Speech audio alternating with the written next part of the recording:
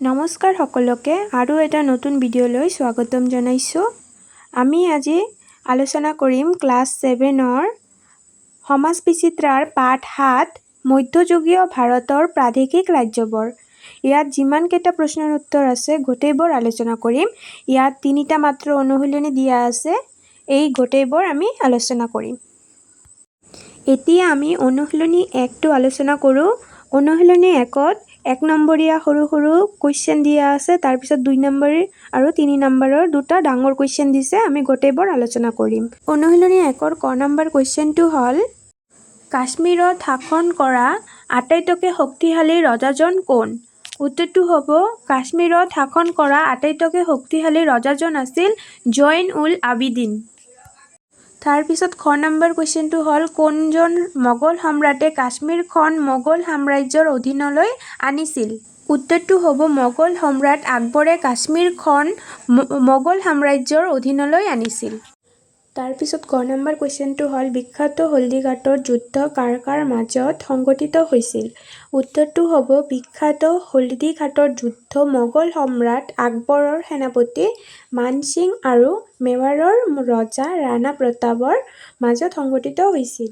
তাৰপিছত ঘ নম্বৰ কুৱেশ্যনটো জৌনপুৰ ৰাজবংশৰ শ্ৰেষ্ঠ ৰজা কোন? উত্তৰটো হ'ব জৌনপুৰ ৰাজবংশৰ শ্ৰেষ্ঠ ৰজাজন আছিল চুলতান ইব্ৰাহিম শ্বাহ।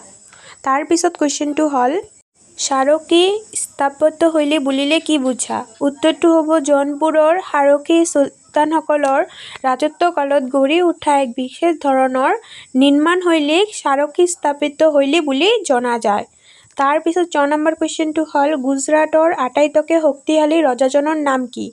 উত্তৰটো হ'ব গুজৰাটৰ আটাইতকৈ শক্তিশালী ৰজাজনৰ নাম আছিল চুলতান মহম্মদ বাঘাৰা। তাৰপিছত 6 নম্বৰ কুৱেশ্যনটো হ'ল মালৱত শাসন কৰা ৰাজবংশ দুটাৰ নাম কি? উত্তৰটো হ'ব মালৱত শাসন কৰা ৰাজবংশ দুটাৰ নাম হ'ল ঘৌৰী ৰাজবংশ আৰু খালজী ৰাজবংশ।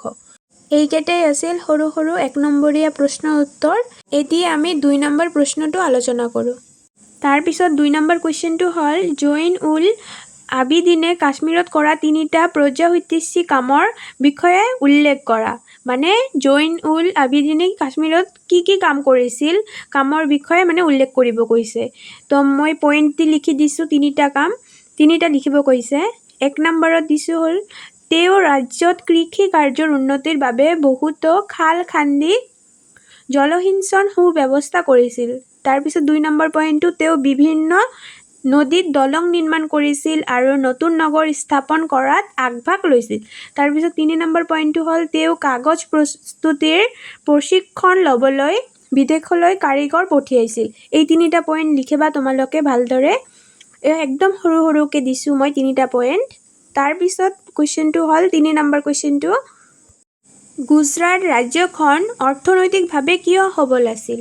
উত্তৰটো হ'ব উন্নত মানৰ হস্তশিল্প, সুচল সামুদ্ৰিক বন্দৰ আৰু পলসুৱা ভূমিৰ জৰিয়তে হোৱা লাভজনক বৈদেশিক বাণিজ্যৰ বাবেও গুজৰাট ৰাজ্যখন অৰ্থনৈতিকভাৱে সবল আছিল।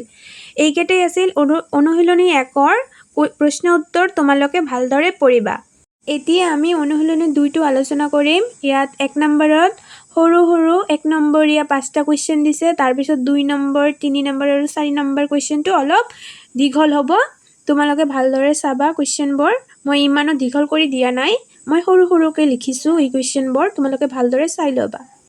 ক নম্বৰ কুৱেশ্যনটো হ'ল বিজয়নগৰ সাম্ৰাজ্য ভাৰতৰ কোন প্ৰান্তত অৱস্থিত? উত্তৰটো হ'ব বিজয়নগৰ সাম্ৰাজ্য ভাৰতৰ দক্ষিণ প্ৰান্তত অৱস্থিত। তাৰপিছত খ নম্বৰ কুৱেশ্যনটো হ'ল বিজয়নগৰ সাম্ৰাজ্যত শাসন কৰা ৰাজবংশকেইটা কি কি? উত্তৰটো হ'ব বিজয়নগৰ সাম্ৰাজ্যত শাসন কৰা ৰাজবংশ 4টা আছিল সংগম বংশ, চালুভা বংশ, তুলুভা বংশ আৰু আৰভিৰু বংশ। তাৰপিছত গ নম্বৰ কুৱেশ্যনটো হ'ল অমুক্তমাল্যদা কোনে ৰচনা কৰিছিল? উত্তৰটো হ'ব অমুক্তমাল্যদা নামৰ বিখ্যাত কাব্যগ্ৰন্থখন কৃষ্ণদেৱ ৰায়ে ৰচনা কৰিছিল। তাৰপিছত ঘ নম্বৰ কুৱেশ্যনটো হ'ল হাজাৰা ৰামস্বামী মন্দিৰ ক'ত অৱস্থিত? উত্তৰটো হ'ব হাজাৰা ৰামস্বামী মন্দিৰ কৰ্ণাটকত অৱস্থিত। তাৰপিছত ঙ নম্বৰ কুৱেশ্যনটো হ'ল গুলবাৰ্গ কোনখন ৰাজ্যৰ ৰাজধানী আছিল? উত্তৰটো গুলবাৰ্গ বাহমনি ৰাজ্যৰ প্ৰথম ৰাজধানী আছিল। তো তো এইকেইটাই আছিল 1 নম্বৰীয়া সৰু সৰু প্ৰশ্ন উত্তৰ। এতিয়া আমি 2 নম্বৰটো আলোচনা কৰোঁ। 2 নম্বৰ কুৱেশ্যনটো হ'ল কৃষ্ণদেৱ ৰায়ৰ ৰাজত্বকালত কেনেদৰে বিজয়নগৰ সাম্ৰাজ্য উন্নতিৰ শিখৰত উপনীত হৈছিল? উত্তৰটো হ'ব কৃষ্ণদেৱ ৰায় আছিল বিজয়নগৰৰ সাম্ৰাজ্যৰ সৰ্বশ্ৰেষ্ঠ ৰজা। তেওঁ উৰিষ্যাৰ ৰজাক পৰাস্ত কৰিছিল আৰু বিজাপুৰৰ চুলতানসকলৰ দমন কৰি নিজৰ সাম্ৰাজ্য বহল কৰিছিল। তেওঁ কৃষি কাৰ্যৰ বাবে ডাঙৰ ডাঙৰ পুখুৰী, জলসিঞ্চন, খাল আৰু বান্ধ নিৰ্মাণ কৰি দিছিল। পৰ্তুগীজসকলৰ সৈতে এক লাভজনক বাণিজ্য গঢ়ি তুলিছিল। তেওঁ নিজে এজন পণ্ডিত আছিল। তেওঁ অমুক্তমাল্যদা ৰচনা কৰিছিল। তেওঁ বিখ্যাত হাজাৰা ৰামস্বামী মন্দিৰ নিৰ্মাণ কৰিছিল। এইটোৱে আছিল 2 নম্বৰৰ উত্তৰ। দেখাত অলপ ডাঙৰ লাগে কিন্তু পঢ়িব গ'লে একদম সৰু। তোমালোকে এই এনচাৰটো ভালদৰে পঢ়িবা। তাৰপিছত 3 নম্বৰ কুৱেশ্যনটো হ'ল বামুণীসকল কাৰ লগত আৰু কিয় সঘনাই সংঘাতত লিপ্ত হৈছিল? উত্তৰটো হ'ব বামুণীসকল চুবুৰীয়া বিজয়নগৰ সাম্ৰাজ্যৰ সৈতে সঘনাই সংঘাতত লিপ্ত হৈছিল। ইয়াৰ মূল কাৰণ আছিল কৃষ্ণা আৰু তুংগভদ্ৰা নদীৰ মাজৰ অঞ্চল অতি উৰ্বৰ আছিল। দুয়োখন ৰাজ্যই এই অঞ্চলটো নিজৰ অধীনলৈ আনিব বিচাৰিছিল। বিজয়নগৰ আছিল হিন্দু সাম্ৰাজ্য আৰু বামুণী আছিল মুছলমান ৰাজ্য। এই ধৰ্মীয় পাৰ্থক্যৰ বাবেও দুয়োখন পক্ষৰ মাজত সংঘাত হৈছিল। এইটো আছিল 3 নম্বৰৰ উত্তৰ। তাৰপিছত 4 নম্বৰ কুৱেশ্যনটো হ'ল মহম্মদ গবন নামৰ বিষয়াজনক কাৰ অভিভাৱক হিচাপে আৰু কিয় ৰাজকাৰ্য পৰিচালনাৰ দায়িত্ব অৰ্পণ কৰা হৈছিল? উত্তৰটো হ'ব মহম্মদ গবনক বাহমনী ৰাজ্যৰ নাবালক চুলতান তৃতীয় মহম্মদ শ্বাহৰ অভিভাৱক হিচাপে দায়িত্ব দিয়া হৈছিল।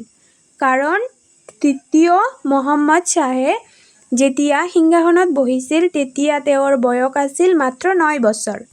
ইমান কম বয়সত এজন শিশুৰ পক্ষে বিশাল ৰাজ্যখন চলোৱাটো সম্ভৱ নাছিল। সেয়ে ৰাজ্যৰ সুৰক্ষা আৰু শাসন ব্যৱস্থাৰ সুচাৰুৰূপে চলাবলৈ বুদ্ধিমান আৰু বিশ্বাসী বিষয়া মহম্মদ গবনক সমগ্ৰ দায়িত্ব দিয়া হৈছিল। এইকেইটাই আছিল অনুশীলনী 2ৰ গোটেইবোৰ প্ৰশ্ন উত্তৰ। তোমালোকে ভালদৰে পঢ়িবা। এতিয়া আমি অনুশীলনী 3টো আলোচনা কৰিম। ইয়াত 1 নম্বৰীয়া 5টা কুৱেশ্যন দিছে। তাৰপিছত 2, 3 আৰু 4 এইবোৰ অলপ ডাঙৰ ডাঙৰ কুৱেশ্যন দিছে। অনুশীলনী 3ৰ ক নম্বৰ কুৱেশ্যনটো হ'ল বংগলৈ কোন কোন দেশৰ ভ্ৰমণকাৰী আহিছিল? উত্তৰটো হ'ব বংগলৈ ইউৰোপীয় আৰু চীন আদি দেশৰ ভ্ৰমণকাৰী আহিছিল। তাৰপিছত খ নম্বৰ কুৱেশ্যনটো হ'ল কোনটো ৰাজবংশৰ দিনত পৰ্তুগীজসকলে বংগত কাৰখানা স্থাপন কৰিছিল? উত্তৰটো হ'ব হুছেইন শ্বাহ ৰাজবংশৰ দিনত পৰ্তুগীজসকলে বংগত কাৰখানা স্থাপন কৰিছিল। তাৰপিছত গ নম্বৰ কুৱেশ্যনটো হ'ল উৰিষ্যাৰ শক্তিশালী ৰাজবংশটো কি আছিল? উত্তৰটো হ'ব উৰিষ্যাৰ শক্তিশালী ৰাজবংশটো আছিল গজপতি ৰাজবংশ।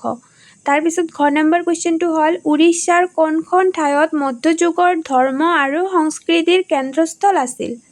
উত্তৰটো হ'ব পুৰী উৰিষ্যাৰ মধ্যযুগৰ ধৰ্ম আৰু সংস্কৃতিৰ কেন্দ্ৰস্থল আছিল। তাৰপিছত ১ নম্বৰ কুৱেশ্যনটো হ'ল কামাল খান গগখৰ কোন আছিল?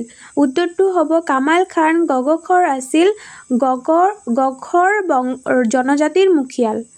এইকেইটাই আছিল অনুশীলনী 3ৰ 1 নম্বৰীয়া প্ৰশ্নৰ উত্তৰ। তাৰপিছত 2 নম্বৰ কুৱেশ্যনটো হ'ল উৰিষ্যা ৰাজ্যৰ পতন কিয় ঘটিছিল?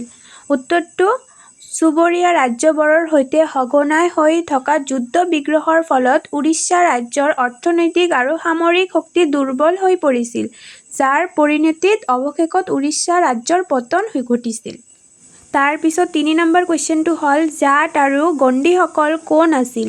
তেওঁলোকে কিয় এটা ঠাইৰ পৰা আন এটা ঠাইলৈ ঘূৰি ফুৰিছিল? উত্তৰটো হ'ব জাট আৰু গণ্ডিসকল ভাৰতৰ মৰুভূমি অঞ্চলৰ অঘৰী জাতি আছিল। পশুৰ খাদ্যৰ সন্ধানত তথা জীৱিকা নিৰ্বাহৰ বাবে বেহা বেপাৰ কৰিবলৈ তেওঁলোকে এঠাইৰ পৰা আন ঠাইলৈ ঘূৰি ফুৰিছিল। মই একদম সৰু সৰুকৈ দিছোঁ কুৱেশ্যন এনচাৰবোৰ, তোমালোকে ভালদৰে পঢ়িবা।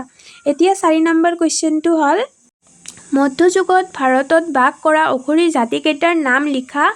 তেওঁলোকৰ প্ৰধান জীৱিকা কি আছিল? উত্তৰটো হ'ব মধ্যযুগত ভাৰতত বাস কৰা কেইটামান উল্লেখযোগ্য অঘৰী জাতি হ'ল জাট, গণ্ডী, বাঞ্ছাৰা আৰু গুজ্জৰসকল। তেওঁলোকৰ প্ৰধান জীৱিকা আছিল চিকাৰ আৰু পশুপালন কৰা। এইকেইটাই আছিল অনুশীলনী 1, 2 আৰু 3ৰ গোটেইবোৰ প্ৰশ্ন উত্তৰ। তোমালোকে এই গোটেই প্ৰশ্ন উত্তৰবোৰ ভালদৰে পঢ়িবা। তোমালোকৰ যদি ভিডিঅ'টো চাই ভাল লাগে বা কিবা হেল্প হয় তেনেহ'লে মোৰ চেনেলটো ছাবস্ক্ৰাইব কৰি দিবা তোমালোকে। আৰু কোনো ভিডিঅ' লাগিলে মোক কমেণ্টত জনাবা।